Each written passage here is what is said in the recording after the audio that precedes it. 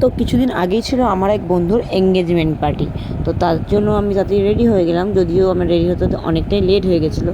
এবং আমি বললাম যে চলো রেডি হয়ে নিই, তাহলে তাতেই যাওয়া যাক। তো প্রচণ্ড গরম ছিল, খুবই কষ্ট ছিল। তাও যেহেতু আমার বন্ধুর বলেছে, তো না গেলে তারা বাজে ব্যাপার দেখায়, তাই জন্য চলে গেলাম। দেখো ওদের গেটটা দেখো কত সুন্দরভাবে সাজিয়েছে। এবং আমরা যাওয়ার মধ্যে উপরে দেখলাম ওদের ছাদের মধ্যে প্রোগ্রামটা হয়েছিল, এবং দেখলাম সবাই বেশ ডান্স ফান্স করছে। ওইখানে যে মিডিলে যে ছেলেটা ডান্স করছে ওটাই আমার বন্ধু, ওরই আজকে এঙ্গেজমেন্ট ছিল। তা ওরা সব গ্রুপে মিলে ডান্স করছে দেখলাম। তো অনেক দিন পর বেশ ভালোই লাগলো এসব ডান্স ফান্স দেখে।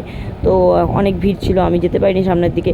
তার জন্য আমি কী করব, আমি একটা টুলের উপর দাঁড়িয়ে এখান দিয়ে ভিডিও করছিলাম। কেন জানো, আমি বিশাল 6 ফুট 7 ফুট 10 ফুট লম্বা, তো তাই জন্য দেখতে পাচ্ছিলাম বলেই আমি চেয়ারের উপর উঠে দাঁড়িয়ে দেখছিলাম। যাই হোক, পাঠ হতো। তো দেখতে দেখতে খুব ভালো লাগলো। তো আরও বাকি সবাই দেখো এখানে সব ডান্স করছিলো, তো দেখে খুব মজা হচ্ছিলো। তো আমার ছেলেও তখন বলছিল যে মা ডান্স করবো, আমিও ডান্স করবো। ও বলা হয়নি, ছেলেকে নিয়ে গেছিলাম সঙ্গে করে, যদিও আমার হাজব্যান্ডের নেমন্তন্ন ছিল, ও যায়নি, আমি আর আমার ছেলে দুজনে মিলেই গেছিলাম। তারপর ওরও সব অনেক বন্ধুরা কাপাল ডান্স করছিলো। তো সবার ডান্সই খুব ভালো লাগছিলো এবং সবাই খুব এনজয় করছিলো। তো বসে বসে আমরা ডান্সটা দেখলাম। তারপরে ভাবলাম যে কী করব, রাত্রি হয়ে যাচ্ছে, বাড়ি আসতে হবে। আর ছেলেও একটুখানি ঘ্যান করছিলো যে বাড়ি যাবো। তারপর দেখো গান হচ্ছে, ওরা নাচছে, বললাম আমার ছেলেও দিকে বসে বসে নাচছে। তাই ভাবলাম তোমাদের সাথে এটাও একটুখানি শেয়ার করে দিই আমি। দিয়ে আমার পুগলু আমার হাসছিল, ও খুব মজা পাচ্ছিলো। ও আমাকে বলছিল যে মা ওরা নাচছে, আমরা নাচবো না, আমাদের নাম কেন ডাকছে না, ওরা নাচছে, ওই দেখো নাচছে বেশ। ওরা মিক্সিং গানে নাচছে, তো ও এক একটা গান শুনছে, এক একটা গান এরকম নাচছে। তাই এবার আমাকে বলছিল যে মা চলো। আনন্দ দেখো বাবা, আমাদের তো ওরা নাচতে দেবে না কেন, আমরা তো এখানে নাচ তুলিনি যে আমাদেরকে নাচতে দেবে। তো আমরা বসে থাকি। তা বসে কী করবো, জল তেষ্টা পেয়ে গেছিলো, তাই জন্য ওখানে ছিল এখানে রসনার জল, তো ওটা খেয়ে নিলাম। খেয়ে নিয়ে তারপরে কাকুরা এসে বললো যে খাওয়া দাওয়া করে নে, অনেকটাই রাত্রি হয়ে যাচ্ছে। আমি বললাম দাঁড়াও, আর একটু পরে খাওয়া দাওয়া করবো। তারপর চলে এসেছিলো ওদের কেক, এবং কেক কাটিংয়ের জন্য ওরা সব কিছু রেডি করছিল, তার জন্য আমরা একটু ওয়েট করছিলাম। আর এখানে একটা ছোট্ট পুচকি ছিল, ও বেশ সুন্দর ঘুরে নিজে নাচছিল, তো দেখে খুব ভালো লাগলো। তো এটাও তোমাদের সাথে শেয়ার করলাম। আর এখানে তারপর ওরা প্রচুর বাজি এনেছিলো এবং বাজি ফাটাচ্ছিল। ও তারপরে ওরা যে কেকটা এসে গেছে, ওদের একটা কাস্টমাইজ কেক ছিল, ওরা কেক কাটিং করছিল।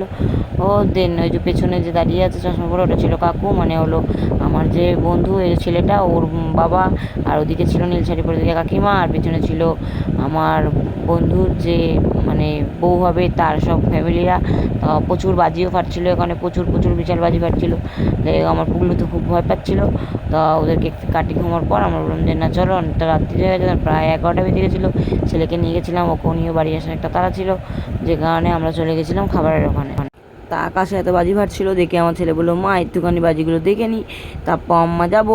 আনলাম তাহলে বাবা দেখে নিই চলো। আমরা তারপর দেখলাম প্রচুর ওরা বাজি এনেছিলো, প্রচুর ফাটাচ্ছিলো। ও অনেকটা রাত হয়ে গেছিলো, অনেক সেল এনেছিলো, অনেক কিছু যাই হোক করেছিল। ও তারপর আমরা দেখার পরে আমি বললাম বাবা দেখতে হবে না, চলো অনেকটা রাত্রি হয়ে যাচ্ছে, বাড়ি যেতে হবে। বাড়ি থেকে বারবার ফোনও করছিলো, যেহেতু ওকে নিয়ে আমি একা গেছি, আর আমার ছেলে তো প্রচণ্ড শান্ত, যে কারণে একটু টেনশন হচ্ছিলো। যাই হোক, তারপর এটা ওর বউ ওকে একটা গিফট করেছিল, তো সেটা দেখাচ্ছিলো। সেটা দেখে আর ফটো তোলার মতো তাড়াহুড়ো ছিল, কেন সবাই ফটো তোলার জন্য এ করছিলো, তো আমরা ওয়েট করিনি ফটো তুলতে। তাই এখানে খেতে চলে গেছিলাম খাবার। এখানে ছিল হলো এটা ছিল কচুরি, আর ছিল আলুর দম। অল্প করে রাত্রে হয়েছিলো, আর খেতে ভালো লাগছিলো না, তো কচুরি আলুর দম অল্প করে খেয়ে নিয়েছিলাম। তারপরে ছিল ভেজিটেবিল, এটা ছিল হলো চিলি চিকেন আর ফ্রাইড রাইস, আর চাটনি পাঁপড় মিষ্টি তারপরে ছিল। তারপর ওই যাই হোক খেয়ে দিয়ে তাড়াতাড়ি করে আমার বর চলে এসেছিলো, ওর সঙ্গে বাড়ি চলে এলাম। অনেকটাই রাত্রে দেখতে পাচ্ছ যে রাস্তায় আর কেউ নেই, পুরো রাস্তায় ফাঁকা। তো চলো টাটা, দেখা হবে আবার নেক্সট কোনো ভিডিওতে। যদি ভিডিওটা ভালো লেগে থাকে তাহলে লাইক শেয়ার সাবস্ক্রাইব ভিডিওটা।